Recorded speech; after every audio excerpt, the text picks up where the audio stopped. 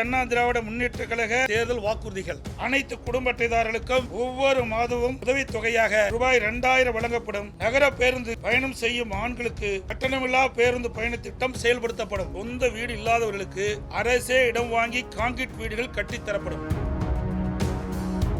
100 நாட்கள் வேலை வாய்ப்பு திட்டம் 150 நாட்களாக உயர்த்தப்படும். ரூபாய் 25,000 மானியத்துடன் 5 லட்சம் மகளிருக்கு அம்மா இருசக்கர வாகனங்கள் வழங்கப்படும். ஆட்சி செய்கின்ற பொழுது 5,18,000 கோடி தான் கடன் இருந்தது. கொரோனா காலத்தில் கூட நிதி சுமை குறைவாக இருக்கின்ற சூழலை நாம் உருவாக்கி தந்திருக்கிறோம்.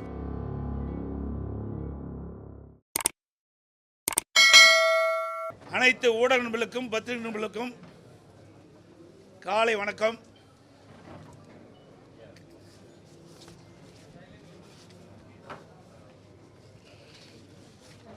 கழக நிறுவன தலைவர் பாரத ரத்னா புரட்சி தலைவர் டாக்டர் எம்ஜிஆர் அவர்களின் 109வது பிறந்தநாள் விழா தமிழக அனைவருக்கும் மகிழ்ச்சி தரும் ஒரு பொன்னான நாள்.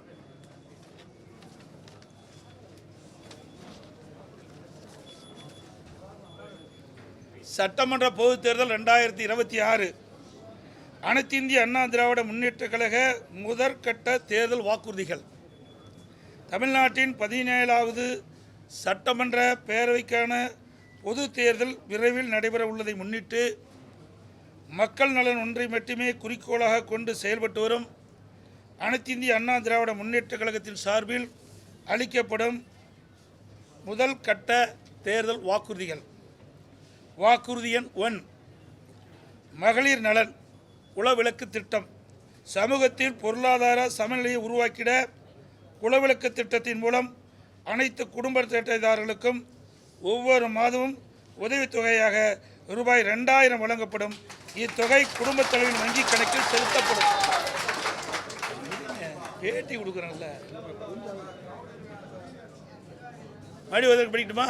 கொஞ்சம் கம்மனு இருங்க தம்பி, தயவு செய்து அப்புறம் எல்லாத்தையும் வெளியே போக சொல்லிடுவோம். அப்புறம் இது பேட்டி கொடுக்குறேன்ல. வாக்குறுதி எண் 1, மகளிர் நலன் குலவிளக்கு திட்டம். சமூகத்தில் பொருளாதார சமநிலையை உருவாக்கிட குலவிளக்கு திட்டத்தின் மூலம் அனைத்து குடும்ப அட்டைதாரர்களுக்கும் ஒவ்வொரு மாதமும் உதவித்தொகையாக ரூபாய் 2000 வழங்கப்படும். இத்தொகை குடும்ப தலைவியின் வங்கி கணக்கில் செலுத்தப்படும். வாக்குறுதி எண் 2, ஆண்களுக்கும் மகளிருக்கும் கட்டணமில்லா பேருந்து பயண திட்டம். நகர பேருந்தில் பயணம் செய்யும் ஆண்களுக்கு கட்டணமில்லா பேருந்து பயண திட்டம் செயல்படுத்தப்படும். ஏற்கனவே நடைமுறையில் இருக்கும் நகர பேருந்துகளில் பயணம் செய்யும் மகளிருக்கான கட்டணமில்லா பேருந்து பயண திட்டம் தொடர்ந்து செயல்படுத்தப்படும்.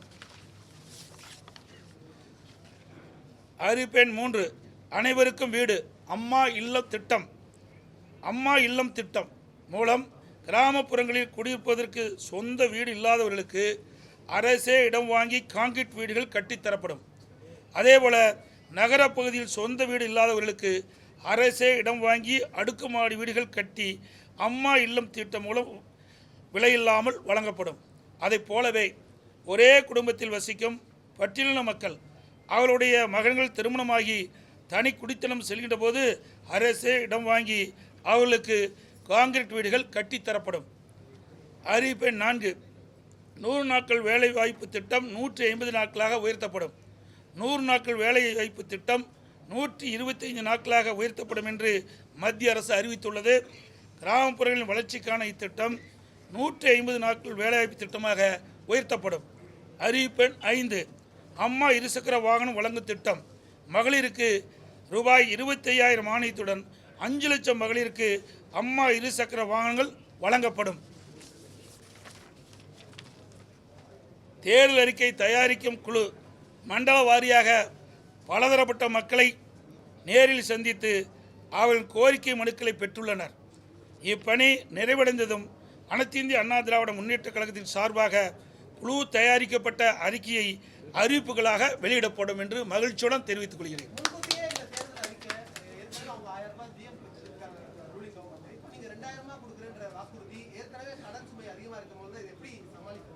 அவர்களுக்கு திறமை இல்லை, எங்களுக்கு திறமை இருந்தது. நாங்கள் ஆட்சி செய்கின்ற பொழுது 5,18,000 கோடி தான் கடன் இருந்தது. எந்த சூழ்நிலை? ஒரு ஆண்டு கொரோனா காலத்தில் கூட அரசுக்கு வரி வருவாய் இல்லாத நேரத்தில் கூட கொரோனாவுக்கு 40,000 கோடி செலவு செய்தோம். நாங்கள் திறமையாக நிதி கையாண்டு நிதி சுமை இல்லாமல் நிதி சுமை குறைவாக இருக்கின்ற சூழ்நிலை நாங்கள் உருவாக்கி தந்திருக்கிறோம். ஆனால் திராவிட முன்னேற்ற கழக அரசு பொறுப்பேற்ற பிறகு இந்த நிதி மேலாண்மை அமைப்பை ஏற்படுத்தி நிபுணர் குழு அமைக்கப்பட்டு அந்த நிபுணர் குழு மூலமாக கடன் குறைக்கப்படும், வருவாய் உயர்த்தப்படும் சொன்னாங்க. ஆனால் அதுக்கு நேர்மாறாக நிபுணர் குழு அமைக்கப்பட்டபோது கடன் தான் அதிகரிச்சிருக்குது. சுமார் இந்த ஆட்சி முடிகின்ற தருவாயில் 5.5 லட்சம் கோடி கடன் இருக்கின்ற ஒரு சூழ்நிலை ஏற்பட்டுள்ளது.